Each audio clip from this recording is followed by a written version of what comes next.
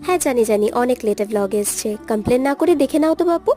তো যাই হোক, এটা ছিল আমার বার্থডে ইভিনিংয়ের ডেকোরেশন, আর যেটা আমি আর দিদিভাই মিলেই করেছিলাম। আর এরা হচ্ছে আমার দুই বান্ধবী।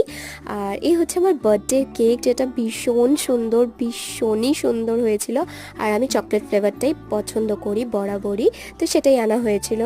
আর এখানে তো সবাই মিলে ডেকোরেশন করেই চলেছে, আর আমি তো ভিডিওই করে গেছি। আর ইনি হচ্ছেন আমার ভালোবাসার মানুষ, তো উনিও ডেকোরেশনে হাত লাগিয়ে দিয়েছিলেন অলরেডি।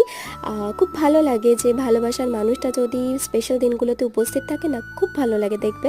তো যাই হোক, তারপরে আমি পোস্ট দিয়ে তো কেক কাটতে যাবো, আর ধুম করে ফাটালো এটা। আমি তো বিশাল জোরে ভয় পেয়ে গেছি, দেখতেই পেলে।